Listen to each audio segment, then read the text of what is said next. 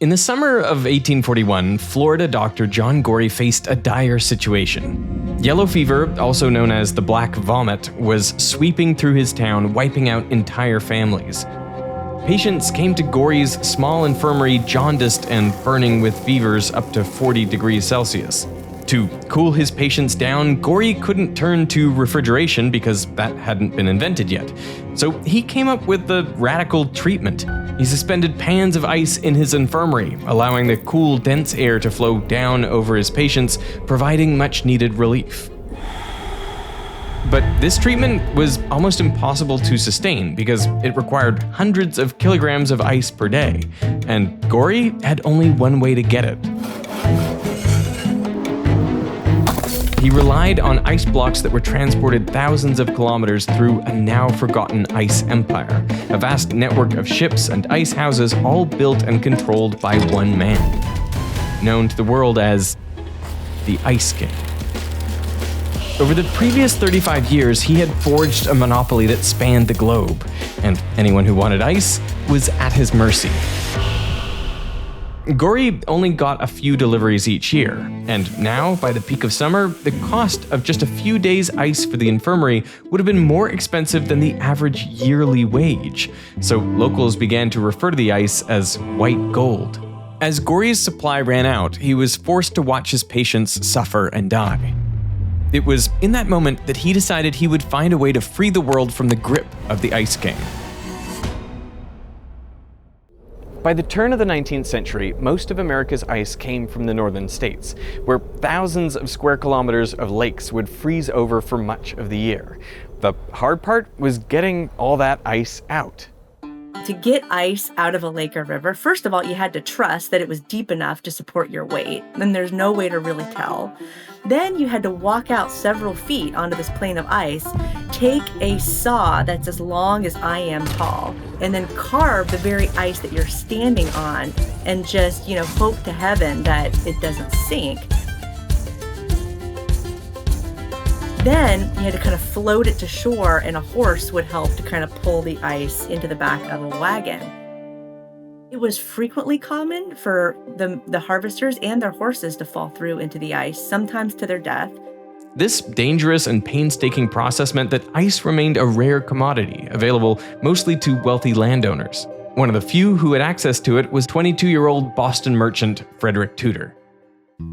In the winter of 1805, Tudor was thinking back to a tragic incident that had happened 4 years earlier. He and his brother came down with a bad fever while visiting the Caribbean. Back home, they would have just asked their servants to get some ice. But on the islands, ice was unheard of. With no way to cool down, the brothers cut their trip short and returned to America. And while Frederick recovered, his brother did not. Today, we know that ice wouldn't have saved his brother's life because he likely suffered from a rare case of bone tuberculosis. But at the time, Tudor believed that it was the lack of ice on the islands that was responsible for his brother's death. It was this painful memory that gave him an idea. What if he could be the one to bring ice to the Caribbean and, in the process, make his fortune?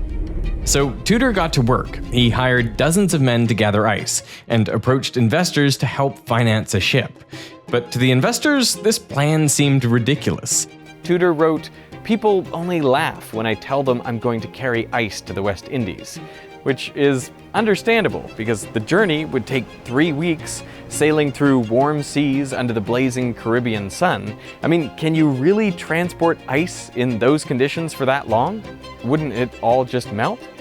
It turns out people had figured out ways to make ice last a long time, even thousands of years ago. As far back as 500 BC, in the scorching summers of the Persian Empire, ancient kings like Xerxes enjoyed refreshing frozen desserts, even when the outside temperature climbed as high as 35 degrees Celsius. Now, ice in the desert might seem strange, but during the winter months, temperatures can drop dramatically. So the Persians filled shallow pools with water, which would freeze overnight, and in the morning, they would break up the ice sheets and collect the pieces. To make that ice last until the summer, they used 3 key techniques. Let's try a simple experiment. I have 8 ice cubes spread evenly in one dish here, and I have another 8 ice cubes now stacked together in one megacube in this dish over here. Now, if you leave these two plates to melt for a few hours, the stacked ice cubes fare a lot better. And that's because the main way ice melts is through heat conduction on its surface. So even though the volume was the same, the surface area exposed here is double what we had here. The key idea here is that you want to pack your ice as tightly as possible. In fact, the best shape to minimize the surface area is a sphere. So if you think about it, a snowman is pretty much mathematically optimal to survive as long as possible. But you don't need perfect geometry to make ice last a long time. In the winter of 2010, the city of Helsinki dumped all the snow plowed from their streets onto this huge pile, around 30 meters high and 100 meters wide. Almost a year later, that very same pile was still around, despite being exposed to one of the country's hottest summers in decades. The main reason it lasted so long is because the ratio of surface area to volume actually decreases for larger and larger amounts of ice. For example, if you double the radius of this snowman, then the volume of ice increases by a factor of 2 cubed, or 8, but the surface area only increases by a factor of 2 squared, or 4.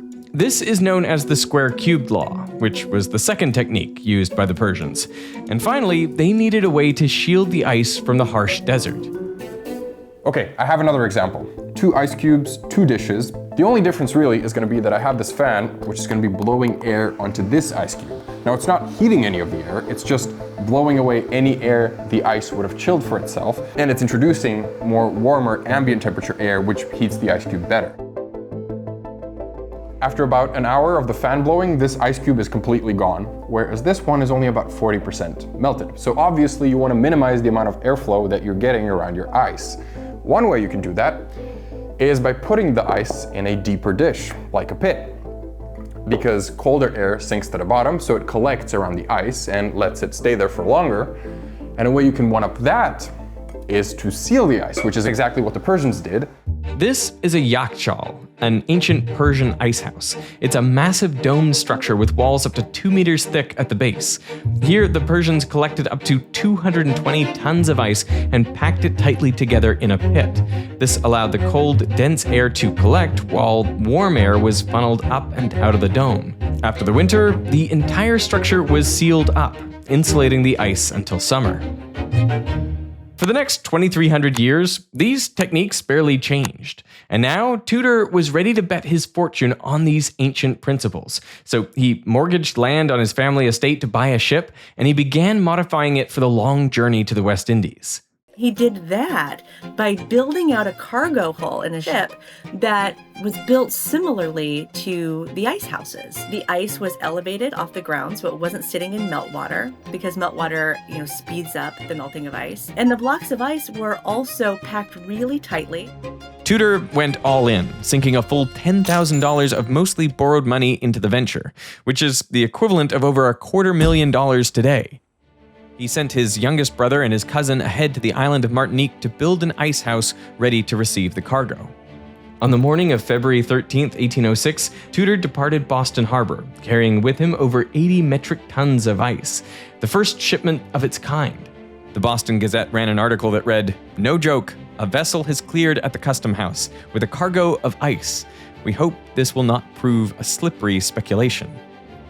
After nearly 3 weeks at sea, Tudor's ship arrived, and to his relief, around half of the ice had survived the trip. But there was a problem. His brother and cousin had failed to build an ice house. So with no place to store the ice, Tudor had to sell it straight off the dock under the hot sun. He sold as quickly as possible, but after 2 days, he had only made about $50. The locals were confused by the strange frozen water, and many were shocked when their new product disappeared before their eyes. One customer tried to save his precious ice by submerging it in a bath of water, only to find it vanishing even faster. In the end, all Tudor could do was watch his remaining ice melt away.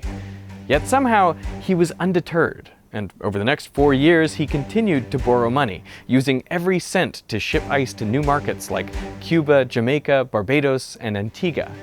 But business remained difficult. Tudor wrote, "I found myself without money and without friends, and with only a cargo of ice in a torrid zone to depend on for the supply of both."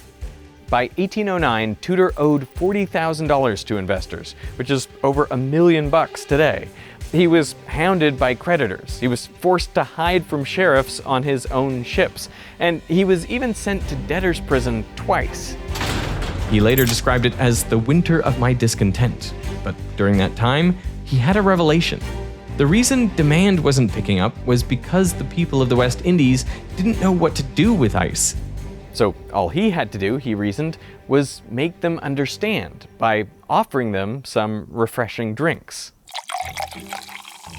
He convinces the bartenders there to let him show them how to make icy cocktails.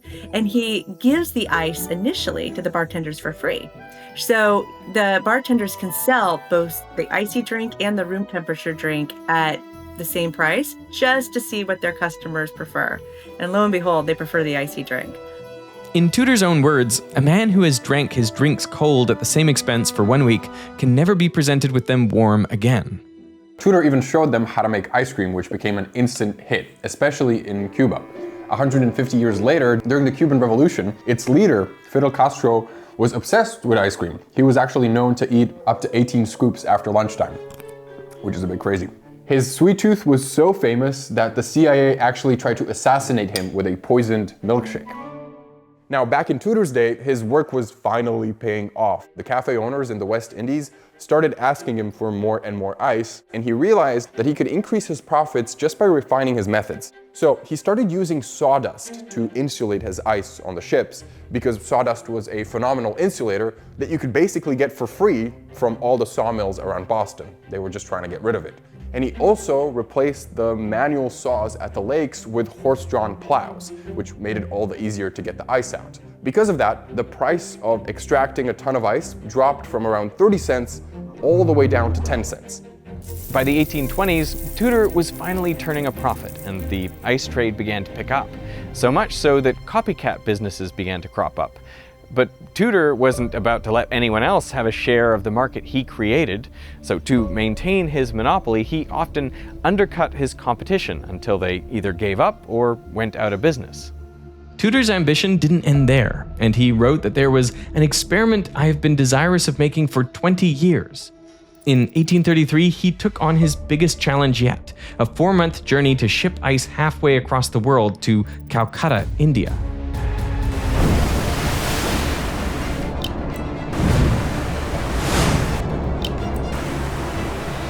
And despite the trip being 5 times longer than his first one to the Caribbean, more than half of the ice survived. In India, the ice was a big hit. Over the next 20 years, Tudor made around $220,000 in Calcutta alone, making it one of his most profitable ventures. Over that same period, he rapidly expanded his empire, opening routes to Brazil, Singapore, Hong Kong, and even Australia. His yearly sales went from less than 10,000 tons in the 1830s to a record high of 132,000 tons in 1856. Seeing the wealth and power of his monopoly, the world gave Tudor a new name, the Ice King. In under 50 years, the ice trade had become one of the largest industries in the US and its second largest export by weight. What was once a luxury product became a commodity. By the 1860s, devices known as ice boxes started popping up in ordinary kitchens. Essentially, they were insulated wooden cabinets with a compartment for ice at the top, which would then cool down the food underneath, keeping it fresh. Families across the country soon bought ice daily or weekly, with the average New Yorker buying over 600 kilograms a year. This surge in demand resulted in a curious new profession, the Iceman. The Iceman would go door to door delivering huge blocks of ice up to 45 kilograms. And while home delivery was nothing new in the 19th century, the Iceman was unique in that he needed to go inside your house to make his delivery. All kinds of rumors and jokes and cultural thoughts started to crop up. And if you look at some of the most popular songs at the time, she fell in love with the Iceman, or the Iceman took my wife. If you look at old Valentine's Day cards that were circulating at this time, they all had puns about the Iceman. The Iceman made my wife, too hot. He was supposed to deliver ice. It was so silly. consumption of ice in big cities like New York skyrocketed, and by the end of the 19th century, ice had grown into a billion-dollar business. And while part of the demand was due to home ice boxes, the real driving force was several new industries. The ice industry also launched the fish industry, the meatpacking industry, the brewery industry. It became like this multi-level industry. When we get to the point where there are railroads, then comes the invention of the refrigeration car, railroad cars that were insulated with ice blocks to carry things that are perishable. So if you think about it, fresh fruits and vegetables that have been region locked now can become national staples. So you have apricots and cherries from California, you have strawberries from Florida, they can all go inland. Actually, you want to guess the name of a vegetable that was really popularized with these chilled cars? Chilled vegetable. I'm gonna guess lettuce? Which one? Iceberg. It's gotta be iceberg, right? Exactly. You know, it's like crunchy water. It's like ice, iceberg lettuce. It is crunchy water, but it was actually called iceberg because of the ice that kept it fresh. This change marked the beginning of a new system called the cold chain, and for the meatpacking industry, it was a huge upgrade. Previously, the only way to transport fresh meat was by sending rail cars filled with live cattle straight from farms to cities. Then the animals had to be brought into the city and held in local stockyards before they were prepared by local slaughterhouses and butchers. The result was that city centers were filled with dirty, noisy cows. And on top of that, since almost half of the animal was inedible, shipping was extremely inefficient, pushing up the cost. But with chilled rail cars, all this changed, and the country's supply chain reorganized into three parts. First, ranches across the Great Plains funneled their cattle to cities in the Midwest. Taking on the role of industrial food preparation and distribution, these cities built up vast stockyards, slaughterhouses, and rail hubs to send the meat onward. Chicago emerged as the nation's meatpacking capital, ballooning in size from just 30,000 people in 1850 to 1.7 million in 1900. And at the end of the chain were the large, insatiable cities.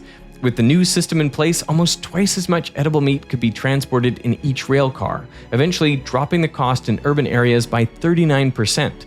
As a result, demand soared. In New York City alone, beef shipments rose from just 2,400 tons in 1882 to around 63,000 tons in 1886. That's a 25-fold increase in just 4 years. But more importantly, with a national distribution network to rely on, these cities no longer needed to prepare meat locally. They could finally get rid of all the infrastructure and herds of cows in the city center, freeing up the land for things like housing, offices, and factories. This fundamentally changed their structure and gave rise to the modern city of today. But while the cold chain was redefining America, a new invention was about to overthrow the natural ice industry. Which brings us back to Dr. John Gorey in the 1840s.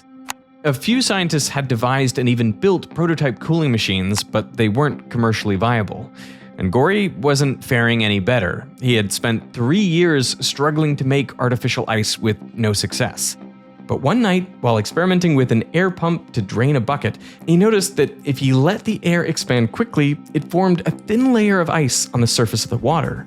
He had just stumbled upon the breakthrough he needed, and he set about creating a prototype based on this idea. Take a sealed cylinder filled with air and a piston that can move inside it. We'll assume there's no friction or heat loss to the environment. When the piston pushes down, the air is compressed, increasing its pressure and temperature.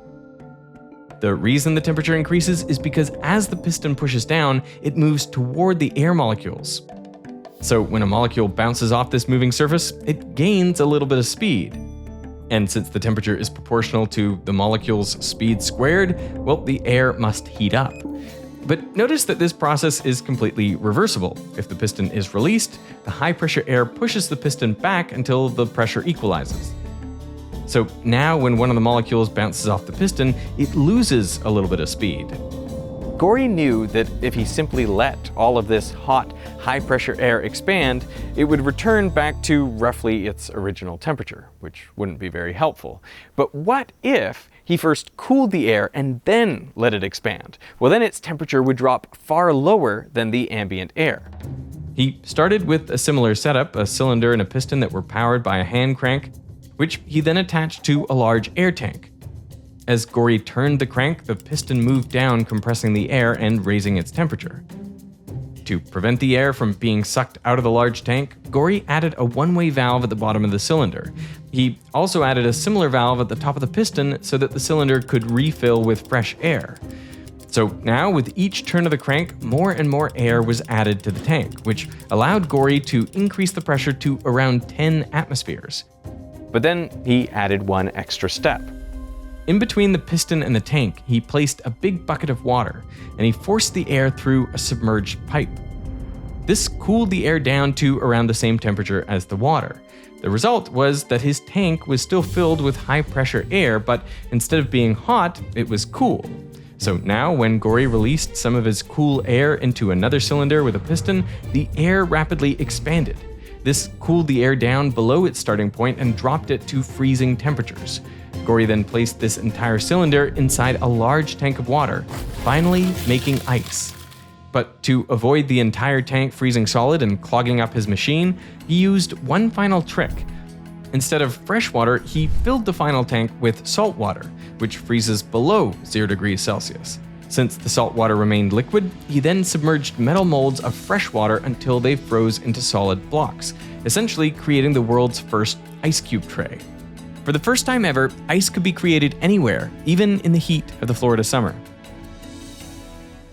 And when he, says to the world, like, I've invented ice, the reaction was, the hell you have? What? No man should be creating ice. Only God can create ice. And what John Gory also didn't realize is that in the first public venues in which he announces his ice machine, Frederick Tudor has his associates in the audience. And Frederick Tudor is a man who does not take lightly to threats to his empire. And what bigger threat to the, natural ice harvesting empire is there than human-made ice? There was no way the Ice King was giving up his empire without a fight. What he ends up doing is he ends up paying editors up and down the eastern seaboard at newspapers to publish scandalous news articles about John Gory. So everywhere from Tallahassee up to New York, you see newspapers publishing headlines like, there's this crank that thinks he can make ice as good as God Almighty. And ultimately, John Gory, he does patent his machine, but he never makes a dime on it. Gory spent the next few years in financial ruin. A decade later, he died alone and penniless, most likely succumbing to malaria. There are reports he suffered an extremely high fever in his final days, the very symptom he had tried to alleviate for so many years. But Gory's invention hadn't been completely ignored. Soon, others began work on artificial cooling machines, including James Harrison, a Scottish-born engineer working in Australia. Harrison noticed that Gory's machine had one big drawback. It relied on just two components to move heat, a compressor and an expansion engine. So instead of using air to cool his machine, he tried a different approach. I have a can of freeze spray here, which is a liquid that when I press down on this button, comes out and immediately evaporates into a very, very low temperature gas. So what I'm gonna do is I'm gonna blast it at this cup of water, and the process is actually so effective that in essentially under a minute, I'm able to get some ice to form in there. Okay, so after a layer of water, what you get is a bunch of ice. Now, the reason this works is because something special happens when a substance changes phase. So in order to go from a liquid to a gas, it needs to absorb a lot of energy. And pretty much all this energy goes into overcoming the force of attraction between molecules so that they can disperse and go into the gas phase. Harrison realized he could take advantage of this effect by forcing a fluid to continuously evaporate and condense as it's going through a loop. A modern version looks something like this. Start by adding a liquid under high pressure to a loop. Passing this liquid through an expansion valve quickly drops the pressure and temperature, causing some of the liquid to immediately turn into a gas. The mixture then passes into an evaporator coil where the remaining liquid continues to boil. But this phase change requires a lot of energy, so the liquid absorbs heat from the environment, and this is what creates the cooling effect. The cold gas is then cycled through a compressor, raising its temperature, and then it's pushed through a condenser coil. Here, the hot gas cools and turns back into a liquid, releasing the absorbed heat back into the environment, before returning to the expansion valve. By repeating this cycle over and over again, Harrison was reportedly able to manufacture as much as 3,000 kilograms of ice per day, and his machine was a huge commercial success. Meanwhile, public resistance to godless ice and artificial cooling began to fade, overshadowed by a growing health crisis linked to natural ice.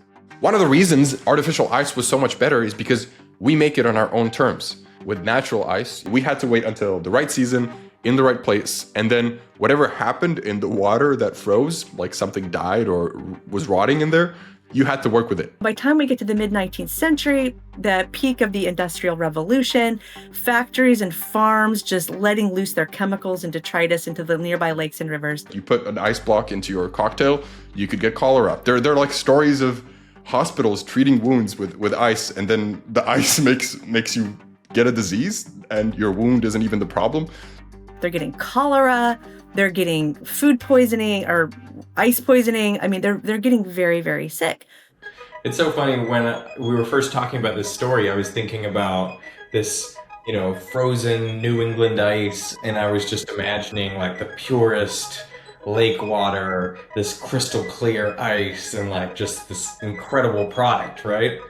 But now that you mention it, it probably is a lot less hygienic, and there's probably germs in there. And so the, human-made ice companies were like, sure, our ice isn't made by God, but natural ice will kill you. So which one do you want? After the first affordable home refrigerator landed in the mass market in 1927, it became one of the fastest adopted new technologies of the entire 20th century, going from less than 1% of homes having one in the 1920s to 85% by 1944. This made its takeoff even faster than the motor car replacing the horse-drawn cart. There's this argument of, would the world really be so different without refrigeration? Like, sure, food, strawberries, iceberg lettuce, but then you think about vaccines, blood donations, insulin, the same cold chain transports those things. And then beyond medicine, the same principles that Harrison and Gore used for their fridges are what allow us to cool things down to almost absolute zero. Over the past century, so many of the discoveries that we made rely on this principle of refrigeration. MRIs, the Large Hadron Collider at CERN, the James Webb Telescope, all of that is also refrigeration. And my favorite is the PCR story, where Thermus Aquaticus was in a fridge for 16 years before Kary Mullis discovered it. There wouldn't have been that connection to make PCR viable in that way without a fridge. I think it's easier to focus on the movement of macroscopic objects and macroscopic things happening, but this is really about controlling motion on the smallest scale, controlling thermal motion, which is a pretty remarkable breakthrough. I mean, we could heat things up for a long time, so you want to increase the thermal energy of molecules. You could do that from the time we had fire, but actually taking those molecules and figuring out how to remove their thermal energy and really slow them down, that's the refrigeration story, and that's really recent. But as you point out, it has profound effects. Gore was able to make ice because he wasn't afraid to step outside his own profession, medicine, and venture into a new field, thermodynamics. And while you probably don't need to reinvent the fridge, learning a new skill is always handy. Here at Veritasium, we create simulations and models to test our ideas and illustrate them. And along the way, our team has learned to code in Python to make sure our animations are as accurate as possible. So if you, like us, want to understand coding and strengthen your programming skills, a great place to start is today's video sponsor, Brilliant. Brilliant have recently added new Python and coding courses starting from the basics and working all the way up to complex topics like how AI works. Each of these is designed to break down concepts into smaller pieces, train your intuition, and encourage you to explore your own ideas. Brilliant helps you build skills in math, science, and computer science through step-by-step interactive learning. This method is proven to be far more effective than just watching lectures or videos alone. What I love most is that instead of dumping formulas on you, Brilliant guides you to those aha moments where everything finally clicks. You know, I have changed my phone a fair few times over the past 5 years, but every time I do, I make sure to download the Brilliant app because it's such a great way to keep my brain engaged. So if you want free access to Brilliant's courses for a full 30 days, go to brilliant.org/Veritasium. You can scan this QR code or click the link in the description. Brilliant also gives our viewers 20% off an annual premium subscription for unlimited access. So I want to thank Brilliant for sponsoring this video, and I want to thank you for watching.